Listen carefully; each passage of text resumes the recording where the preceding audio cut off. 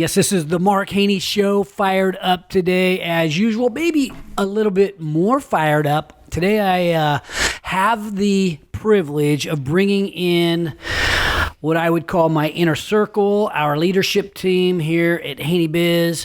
I have Monique Brown and Rick Spencer sharing the mic with me today. How are you guys doing today? I'm doing great. Rick, how about you? I'm excited to be here, Mark. Fired up? Well, today we're going to be talking about our latest venture. I should just call it our latest venture. It is something that I think the three of us believe can ignite the entrepreneurial revolution right here in the hometown I love. And I've been talking about that for the last several years. So I think before we get into the growth factory, I think it's important maybe to sort of put this into perspective where, let's frame this. HaneyBiz has been working on making early stage investments for the last several years.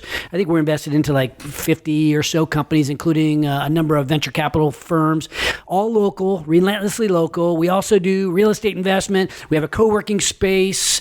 We've been accelerating companies here out of our Rockland office. And when COVID hit, we decided to put that on steroids, and together this group decided to come up with a way to put that on steroids. And the Growth Factory is a world-class accelerator and an early-stage venture fund. But it's a lot more, and we're going to be talking about that on the show today. But maybe we should take a minute, though, as we frame the discussion and find out who is on the show along with me. So maybe we'll start with Monique. Monique, you and I met a number of years ago. I think it's where I started learning the term entrepreneurial ecosystem. It's where I began thinking about what can I do to contribute. And of course, me, I've got to say I'm going to ignite an entrepreneurial revolution, right? I have to take whatever is out there and try to escalate it. But maybe take us back to that time. It'll have a chance maybe for you to share your background and how you what attracted you to me. Okay, good question. Well, that's true. I think we invited you to speak at a program that was educating entrepreneurs at the time. I think it was maybe one of the only in the region. At the time, we had a cohort of probably 12 companies that we were working with, and we're really honored to have you at that time, having just exited your companies, to come and share a little bit about your experience. And I think the podcast was an idea at that point. So immediately struck by both your humbleness and your passion for entrepreneurship, and really the fabulous journey that you went on as you kind of grew your companies. And what particularly struck me back then was your love of community and how much you had engaged your family and friends in the opportunities that you created. And so I think that is even more true today than it was back then, as we consider the Greater Sacramento region, our community, our family and friends, and looking at like how do we create opportunity for them as we develop this venture. So from there, I had working in that program, I went to work with a leading co-working space in the region, Brandon Weber and the team at Urban Hive, fantastic group of people. And over the years have worked with a number of different local programs, King's Capitalize, certainly digging in with the universities on their student startup stuff. But eventually we had the opportunity to reconnect through some of the work at HaneyBiz, and now super excited to be working on this. And somehow, who recruited Rick? How did Rick end up getting on the team? So you and I have been working together for a while, and all of a sudden we got this guy, Rick Spencer. Rick, okay, so give us your background. You are a tried and true blue entrepreneur, built businesses, sold them. And then what got you over to hang out with me and Monique? Great people, great minds. So I built a company starting in 2005 in Southern California in the employee benefits space, and grew that company actually organically. So we didn't have any outside investment, lots of hard times, lots of near-death experiences, and moved to the Sacramento region in 2012 because I was spending a lot of time in the Bay Area. Continued growing that company here, but it was an international company working in over 52 countries, and sold that company in 2017, and wanted to do something more entrepreneurial. And so started to, go to events and activities in the Bay Area, because that's where you go if you want to be an entrepreneur, right? That's what I heard. And started to get really tired of the commute to the Bay Area. Lots of great minds, lots of great ideas, but, wanted to stay more local. And I instantly connected to what was the ecosystem here in Sacramento. And with one of the startups I was working on, I entered the King's Capitalize contest, and we won that contest in 2018. And that's where I met both of you for the first time. Mark, you, the fireball of energy, and just, this amazing leader that I had no idea existed here in Sacramento. And then Monique leading that effort, and just a great integrator. And, it was interesting when I started connecting to the ecosystem, because people were like, oh, you've been successful. And I really hadn't thought of that. I said I grew a company, I sold a company. It's just commerce or activity that happens. But no, people were wanting me to be a mentor and a coach and be involved. And so I started to connect both as an entrepreneur and then as a way to help other entrepreneurs. And through that, stayed connected with you, and you invested in another company I was working on, Altwork. And so with that, I plugged into the HaneyBiz way, got some office space here, started to use some of the services, and got to know the team really well. And through that process, I was shared your mission of 100 millionaire business partners in the backyard who all love one another. Mm-hmm. And that was very interesting and unique to me. Love was never part of a mission statement. Love is part of business? When did that start? Yeah, this was foreign. That's illegal. I was curious, kind of skeptical, to be honest, but dug in with the team. And then, I think we've told the story on previous episodes, but you had your best of the best party in the backyard where you brought together people that had partnered with you. And that was just eye-opening to me to see you bringing partners together, celebrating partners, and celebrating entrepreneurship, and in a way where you were taking risks and making sacrifices. It showed me, I think, the most obvious demonstration of courage that I had seen from an entrepreneur. And so then I was in love, and I said, geez, I called Monique, the next week and said, how can I help you guys? Because I'm doing other things, but I want to see you succeed. And so one thing led to another, and you guys really liked me. and here I am, part of the team, and I couldn't be more excited. So thank you. Well, it's interesting because you use the word courage, and in COVID, in this COVID environment, I think it showed a lot of true personality during COVID, right? When crisis hits, when the stock market drops by 35% as an investor, you're like, right? Some seize opportunity at that moment. Others panic and run. I froze in my tracks at a certain level. We ended up investing more into real estate and continued our angel investing. But I think from an emotional standpoint, because the world had come to a stop, I was a bit frazzled. And that's when I think, I had some true colors come out, but I think that's when I noticed your true colors too, Rick. You kept it steady, right? You kept things calm. You kept us on mission, I think, in many ways. And you were very much a calming influence. And willing to make sacrifices for the good of the team if that's what it needed. And I think your leadership, it shined through. But I think more importantly than that, and this is what I think maybe, most people don't know that probably about you. But the other thing that I think people don't know about you is that strategically you are at the top. You possess a mind to help businesses strategically that I think most people do not. I certainly do not. I'm more of a builder of teams, I would say, but you're able to connect dots for startups, and we're invested into a lot, and so you're helping these startups connect in ways that kind of surprise me sometimes, help them on their road to customer. customers. So as we think about the strategy for the Growth Factory, it's interesting. The three of us have been figuring out this strategy for the Growth Factory over the last several months, and I think we're on to something very special. And I think the backyard advantage that we've been referring to, that the Growth Factory has the opportunity to really build. I want to share that a little bit, because you've helped bring that together, Rick. Share a little bit with us about this advantage. How does a venture capital fund or an accelerator have an advantage? Yeah, great question. And so, like you said, we're bringing together this VC fund plus this accelerator. So these things are, working in partnership. And I think what we really saw with the COVID experience was we always knew there was a capital issue here, a missing element of seed capital in the Sacramento region. So that had been something people had been, screaming for many years. And so we knew we needed to solve that in a more meaningful way beyond your angel investments. And then from there, we saw a couple of other things. One is something that I'm really passionate about, like you talked about, the strategic mind. And, as part of growing my business, I was fortunate enough to work with 20% of the Fortune 500 companies inside, helping them solve problems. And I think that's where I get some of this, idea, white space thinking models.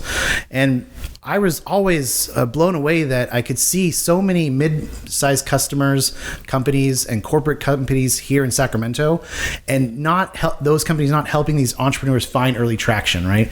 It's so critical. They talk about the valley of death, as far as the entrepreneur journey, and that early traction is so needed. And so we saw that as part of the things that we needed, which was we need to help these companies find early traction. So that backyard advantage you're talking about is a combination of really great engaged investors, right? Investors that are not just investing for the return, but also for the impact and for the benefit of the community.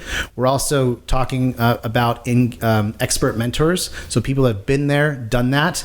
And then also civic and corporate partners, right? So why is it a backyard advantage? Is because if we combine that capital piece from those investors, we provide that experience and expertise from those mentors and those civic leaders and those corporate partners, we can use Sacramento as a laboratory. We can help these founders succeed. And even if their business model doesn't succeed, right, we can't guarantee that all the companies that we look at and select are going to be successful, but we can invest in those founders. And as we start to invest in more founders, this region will succeed. And more people will say, Sacramento is a place you should be looking at to start your company. We'll have a true backyard advantage.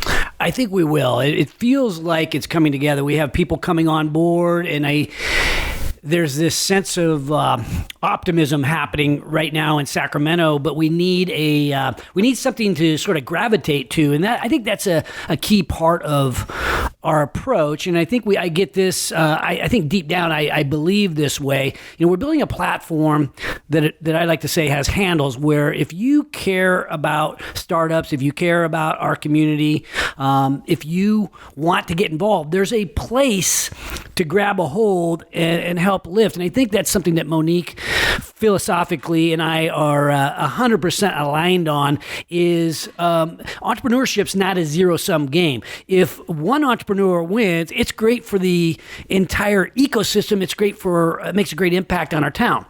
So thinking about that, Monique, maybe it makes sense to think about people who might be listening. It might be an investor. It might be a leader of Sacramento. It might be somebody who is thinking about building their own venture or building a venture. Explain how our accelerator works, and maybe a little bit around these handles I'm talking about. How could people get involved? What is an accelerator? Why is ours different? And what are these handles? Yeah, for sure. So let's start with the first question. So the purpose of an accelerator is really to come alongside a founder at the early stage of building their company, to provide them with access to resources that they otherwise would never be able to get their hands on because of the stage that they're at, right? Like they don't have enough people, they don't have enough capital, right? And so it's to provide access to these resources really for one purpose, and that's to help them rapidly learn and test so that they can, either identify that they've got something or that they don't, right? And you want to do that as fast as possible. Like, is this something or not, right? And then if it is something, what do I need to do to really, to grow? How do I resource that? And so the kinds of resources that accelerators typically provide include expert mentorship, often access to office space, discounted services, tools, a lot of companies, and ours included, will be able to offer things like HubSpot for 90% off or whatever, right? Like, so it's how can we keep the cost low, but get you the tools you need to test this stuff and grow. So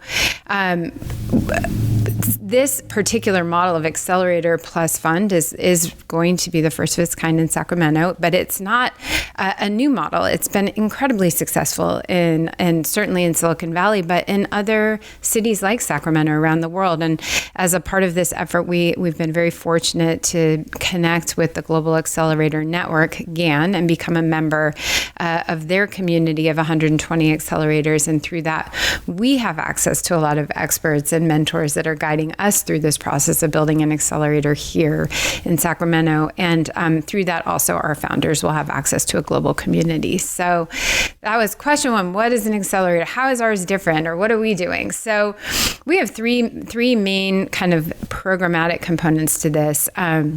Really focus on that market acceleration piece, which is that rapid learning and validating of the business model, this hypothesis, like, I think I'm solving this problem with this solution. What does the market think, right?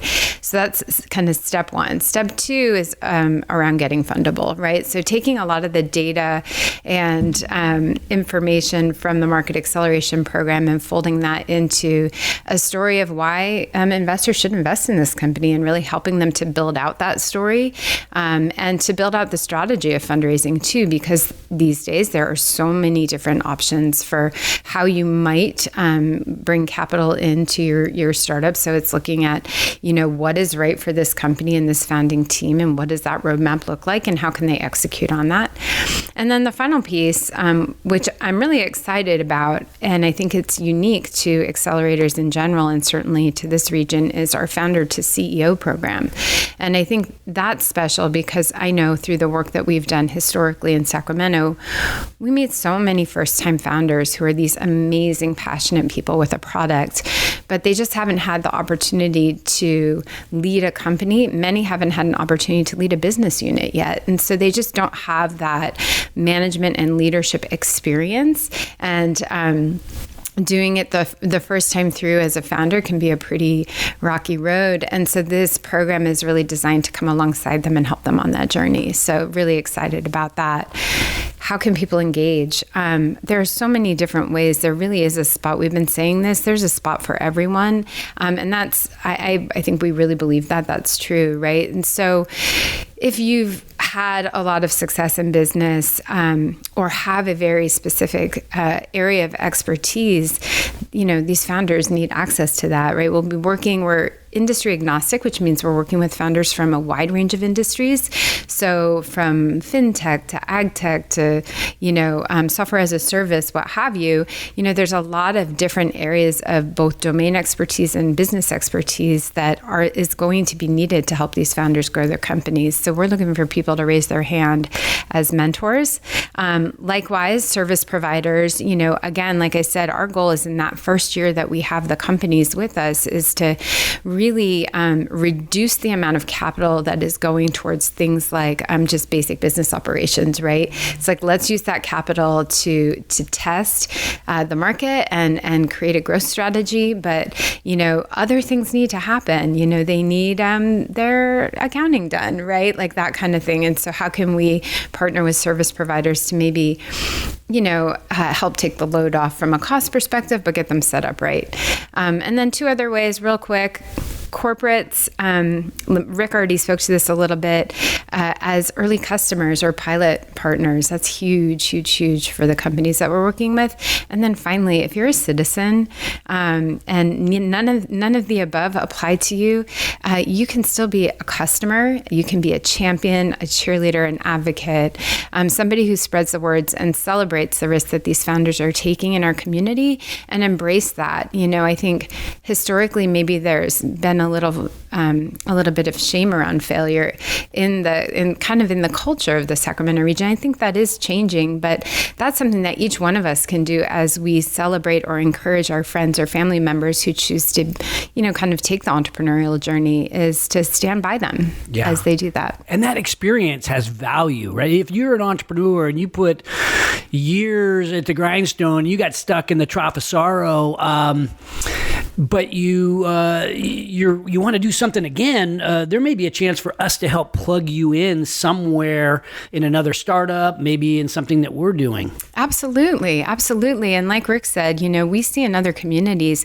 sometimes founders or entrepreneurs or people who want to be an entrepreneur go through these programs and they fail in the sense that their company doesn't launch and grow, right? But they've gained so much knowledge and experience, and oftentimes we find that they apply that in other places, leading university programs or entrepreneurship at a corporate, right? And so this is all part of the journey, right? Yeah, it definitely is. So I think you did a good job of describing how people can sort of grab a hold and help carry this thing. I want to circle back, Rick, and talk a little bit more about this backyard advantage and the dream team that we are building, because it is building, and we've already begun to bring on partners. And when I think about the advantage, I think about love, the word love, because the people that are coming on to this team really do love our region. They respect the power of entrepreneurship, and there really is some love that's happening. It starts with a little bit of trust, and the next thing you know, people really, they make sacrifices for one another, and they really do care about one another. So I wanted you to talk a little bit about kind of the who's coming on as partners already, and how this really can become Match.com, and that really does become an advantage for the founder to be connected to people, the right people. Instead of just getting connected to somebody, a warm body, they're getting connected to the best of the best. Yeah, great. So, on the fund side, we're excited to be partnered with Moneta Ventures, right? They've been the most successful venture capital firm in this region.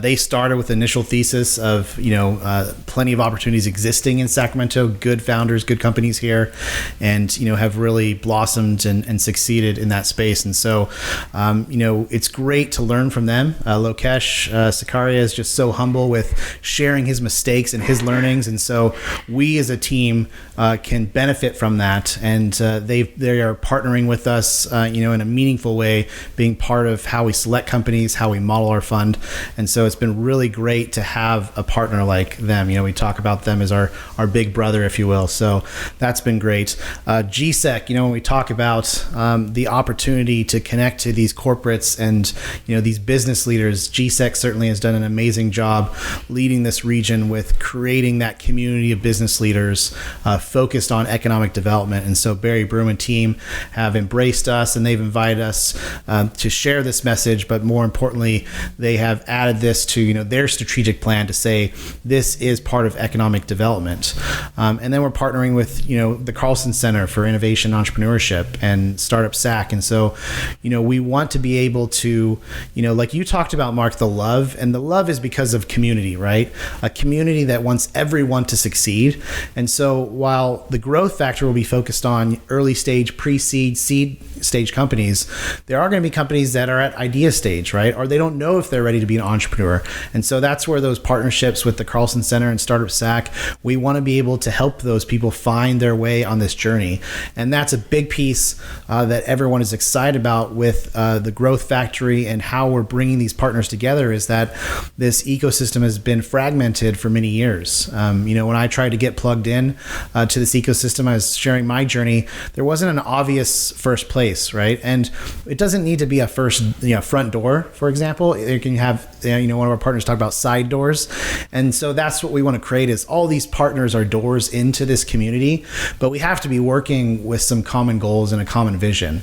And so bringing that together will create that backyard advantage that you talk about, where it doesn't matter which door door you come through, you're going to be embraced, you're going to be supported, and people are going to be investing into you to succeed. And so that's what we're excited about with the Backyard Advantage. And I'd actually flip it back to you, Mark, with a question, because, I think in order to have that love, everyone in this community, meaning everyone, that is involved in living here, in, buying here, in working here, in learning here, etc., they need to see this as economic development. And so we've talked about this as an economic engine, for the region. And so that can help both the startup as well as the small business. And so I'd love for you to share a little bit about your vision on how this can drive economic development and be an economic engine for the region. You bet. I think it's none of us wants Sacramento to look exactly like the Silicon Valley, right? None of us want that, but we know that growth and having a growth mindset is a winning strategy generally. I think that's what intrigues me about this whole thing is like, what can we be? And there's so much. This is a new realm for most of Sacramento, right? We're known as this government cow town, and in some cases, in some respects, that's pretty easy to believe. But we've begun to see companies get venture backing and really explode and create jobs and all kinds of opportunity that one couldn't initially imagine. A perfect example is Trifecta Nutrition. They're the largest organic meal delivery company in the nation, but they didn't start off that way. They started off just like you and I did, Rick, when we started our companies. And it was a big dream and trough of sorrow, right? It was a bumpy road. And how long is that bumpy road going to take? So as we begin to make introductions for Greg and Liz Conley, as they began to figure it out, the world changed. And now they have hundreds of employees. They have a high rise in downtown Sacramento, but they're really a pillar of what's possible when entrepreneurs come together. So if you think, and investors and so on come together, but if you think about many of those, right? Some of those companies are going to become world-class companies. And I think as we think about companies like Rayleigh's and Buzz Oats and Sleep Train, these companies that have really rallied and had hundreds and hundreds of employees or thousands, the amount of good that they do for our community is enormous. The philanthropic efforts, the economic growth that they created beyond jobs. But I think when you think about this one is kind of personal for me, because when you think about the growth of that founder, as he or she ends up with success and gets a taste of that, you think about success breeds success, and the confidence and the ability to leap up and take that courage to something bigger or different. It increases when you've had a little bit of that taste of success. And if you're on a championship team with a Greg or a Liz Conley or with a Rick Spencer or with one of these other companies that ends up doing real well, that confidence, that taste of success, that smell of what it's like to win, I mean, that stays with you, and it's infectious, and it spreads through a community. So it will spread through Sacramento. It is right now spreading through Sacramento in a variety of pockets, because Trifecta, the company, the shirt I'm wearing now, Grin, Origin Materials, they've been on the show. There's so many pockets of these little success stories. These are the seeds of economic growth.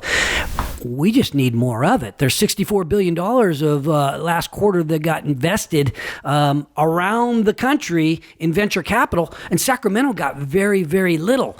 if we got our fair share of that $64 billion, that's a lot of investment right here into our backyard. And that can happen if we have more investable companies. So that's, to me, what the Growth Factory is going to be key for is creating more investable companies so we can attract the Moneta Ventures capital and the capital that exists within the region, but also the enormous amount of capital that is there for the taking outside of Sacramento, and much of it can come from right down the street in the Bay Area. We just need more investable capital. And really, you think about getting these early stage companies ready for that. It takes me back to, I think we should kind of parlay this question over to Monique a little bit, because we chose Gan, our partner Gan, for a reason. If you could share why we chose Gan to partner with for our accelerator, and what the work that Gan has done in other cities similar to Sacramento, we can really talk about. We're going to put our own twist on this with the love, but really this kind of thing has been done in other cities, and Gan has proven that, and they are our partner. Yeah, we're just super excited to have them involved in this. So GAN started in 2010 as a Techstars initiative, actually, and Techstars is one of the preeminent accelerator programs globally. But it was a team within Techstars that started GAN to support their accelerator directors as they expanded. And as the story goes, the other programs started reaching out to them and saying, "Hey, can you help us too?" So in 2014, Pat Riley, who is the founder, president, CEO, whatever of GAN now, still to this day, approached Techstars and asked if he could acquire it and spin it out, which he did. And since then has grown it to be this community of 120 accelerators globally. What do they bring to the table? Well, these teams have been doing this for a long time, right? And so there is the sharing of a ton of best practices and lessons learned, which are huge.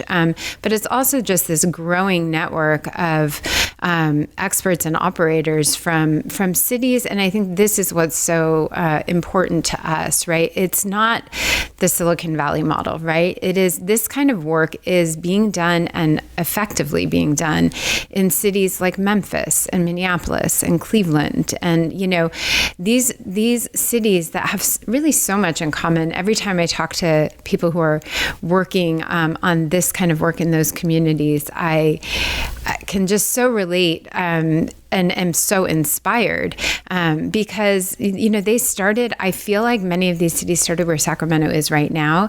And to see what they've accomplished really in the last 10 years and where they are today as they share their journey and kind of the steps along the way, I'm beyond excited for what this work can do for our community. So I think that the value that GAN brings to the table is certainly the wealth of domain experience in running accelerators and making investments into startups and the like. But more importantly, it's this network of like-minded people around the world who honestly love one another. I mean, it's just, there isn't a second, a day that goes by that there isn't something dropped in the GAN chat that says, "Hey, I need help with this." And they're, a program in Dubai or whatever. "Hey, does anybody have a template for this?" And like 10 seconds later, there's 50 responses from leaders from around the country who say, "Oh, I tried this or do that," or whatever. It's just a community of people who believe in the value of entrepreneurship as an economic development engine for their communities, and they've proven that it can be. And we are just at the very, very, very beginning of that journey. It's going to be a long road, a fun road, and hopefully a hugely impactful road. Yeah, I mentioned jobs earlier. When you think about the impact that you're seeing in Memphis and St. Louis and Minneapolis, what does that look like? How might that compare to Sacramento? Any thoughts on what the potential of that we have is? I think one of my favorite kind of case studies, and is in Cleveland. There's an organization called Jumpstart, and again, if you kind of read the journey story that they have, back in 2010. 2010, I would say the community and the ecosystem there sounded a lot like where Sacramento is today, right? Some ingredients, some really great ingredients, right? But not stitched together in a way where we were leveraging highest and best use of resources and really embracing kind of collaboration over competition, right? Like, and so very much like lots of potential that wasn't yet activated, right? And this team stepped up and really brought the business leaders, the startups, and the civic leaders together and said, hey, we need to invest in our founders, and this is how we propose to do it. Flash forward 10 years, they just produced a report on the economic outcomes that they've been tracking. I think it was well over 9,000 jobs created, over $1 billion of economic output attributed to the work that they do, just really transformative for their communities, and really the opportunities that they're creating, and that kind of magnet effect that happens when people start to see and trust that this community has their back, right? Like that if I go there, and I'm willing to roll up my sleeves and dig in and grind, there are going to be people to my left and my right. And that, I think they've proven that there. Well, let's talk about timing a little bit. So why are we doing it now? Hearing from Monique, look, other people are ahead of where Sacramento is today, but what do you see in terms of timing? Is this the right time? Are we late, Rick? And what does the timing really look like for us to start making an impact? Yeah, the impact, we'll see in the early days as we have better and better founders and better companies, right? The impact on jobs and the longer term economic impact, that's 5, 10, 20 years even down the road, right? So we have to be patient. But your question about, are we behind or is this the right time? I don't worry so much about being behind because I think we have all the right pieces. The timing, I think, is critical. And I don't say that loosely, because I think, we see both, if we don't have opportunities for future generations in this region, they'll leave, right?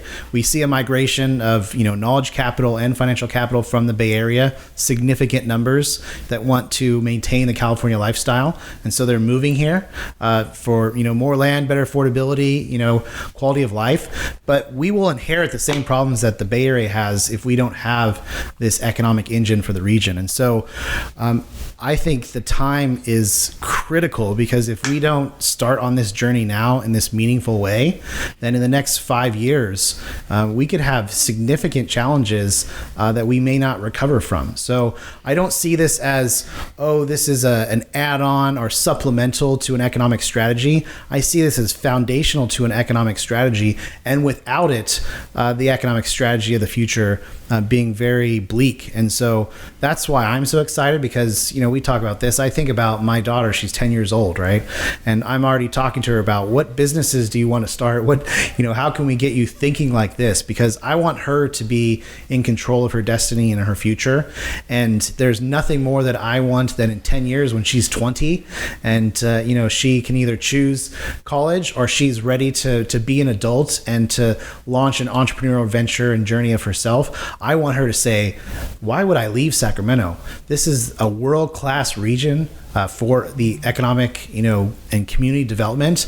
And so I think it's now is the time. And if we don't do it now, there's a lot of trouble in our future. And so I think more optimistically, and I'm positive and excited about what we're doing, because it's really critical. Yeah.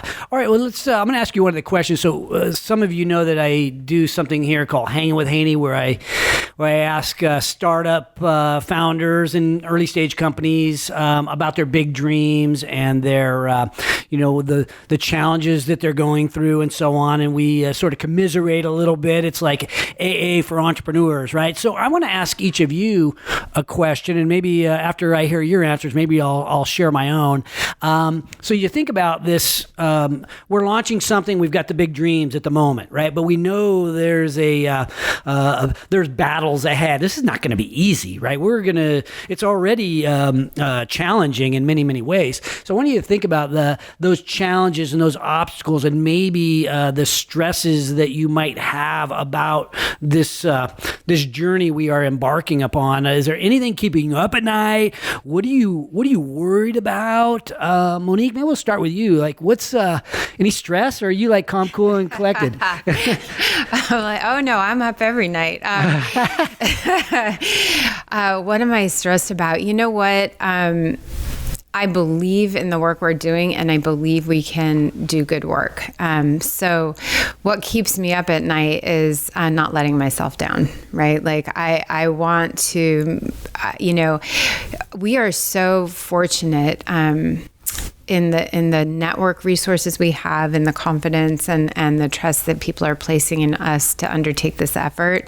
And I just, I don't want to let the community down. I want to deliver something that is transformative, so I'm up at night thinking about what does that look like, and, how do we design this to really help truly as many founders succeed. I think that's one of the other things Gan has shared with us, the network data for the programs that are in their community, and 85% of those companies are still in business, right?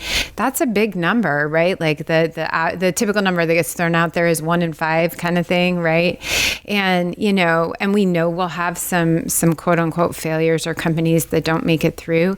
But I mean, I want as many of those companies, as many of the companies as we wrap our arms around to succeed as possible. I want our mentors to feel like this is the best experience of their life. I want our community to feel like, they have something to cheer about, so it's just, we're just it's all ideas right now, right? We've got 2 Lego blocks down, and we've got about 5 million more to go, right? And so just keeping the vision and doing the work. Rick, I'll throw the same question at you. Anything concerning you, worrying you? What keeps me up at night other than your text messages? No, it's the mindset. It's I think from what I've only been here around 10 years, and I find that Sacramento is great at enthusiasm, but not always great at involvement. And we were talking to one of the partners in GAN, the Memphis accelerator that we've referenced, and he talked about ROI, right? And that's not return on investment, which most people would think. It was return on involvement, right? And how that's really what triggered the meaningful change that they've seen over the last 15 years, was that people needed to buy into a return on involvement. And that's the worry that I have, is that we can't change the mindset of the Sacramento business leaders, of the educators, of the average citizen that says, yes, if I invest and I'm involved, I will see a return. I don't know what that return looks like today or how long it will take, but I will see a return. So I am committed and I am involved. And so we have to get beyond that enthusiasm and the excitement and the energy piece. Those are great at igniting things, but we have to now be in the revolution, and we have to be all fighting and believing that that return on involvement is real. Yeah, I think without a doubt, I agree, and I think I relate somewhat to what Monique said about not wanting to let other people down. Is the guy that's out there making a lot of noise, stirring it up. I feel a sense of responsibility to make sure. And the one thing I think about when I think about that responsibility, I think it's an enormous responsibility when we take on these founders' lives. They will be counting on us to assist them in their growth. We'll be bringing on investment capital from people who want a return on that investment. And, that's a responsibility. And teammates that are joining us, we have to make this work. And I think about what I know about myself, and the one thing that I know helps me, right? So I'm one of those people that probably not really good at anything, but if I had one skill, it would be around bringing energy that can build a team, right? I can bring that, and I will bend over backwards. The other thing to make something happen, and I think the other thing that anybody who knows me well knows, that I can commit. There's a Dierks Bentley song that says, I hold on, and I am that guy. Holding on to Sacramento, holding on to my family, holding on to health and fitness, and holding on to each and every one of our portfolio companies in a way that says, hey, look, we want to help to make this happen for you so that you reach your goals. And I think that's one thing that I can count on myself is I will hold on. And the other thing that I know about myself is that I put people in my life that help me feel a little bit less afraid. It's sort of like a thing that I do.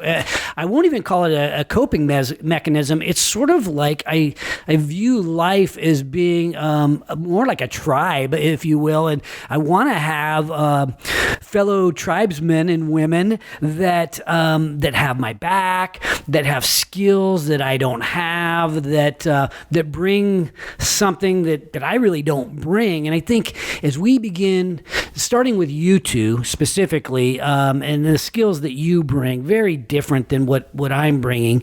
I know a lot of people, and I'm going to bring them in to the team, and hopefully we're building something attractive enough where they want to join forces. But I think as we begin to see the partners want to come in, the Dale Carlsons, the Tom Candrases, the Lokesh Sakarias, people that have resources and connections, the Uriah Fabers, just the other people that are already joining forces with us now. I'm feeling just a little bit less afraid because I know I can't do it by myself. The three of us can't do it by ourselves. But if we have the help of the leaders of Sacramento, the mayors of the different cities, the leaders of the different corporations on board, we can do anything. And I know that. And so my fear level subsides, my commitment level only intensifies as I begin to believe more and more in what we can become. So again, super fired up. I tend to bring that enthusiasm. I hope I don't mislead anybody by thinking that all I bring is the enthusiasm, because when you don't have talent, you do bring the energy, you do bring the enthusiasm. But I think with me, I also bring the commitment, and I think that's what.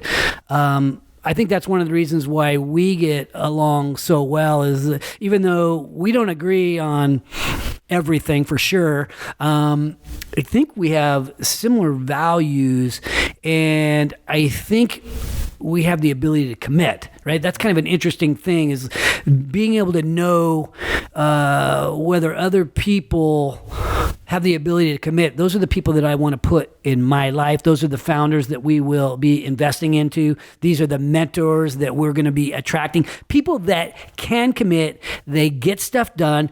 Involvement is not just a word; it's an action. And so I'm super excited to be doing this and overcoming these stresses and obstacles and all that we know are ahead of us. So.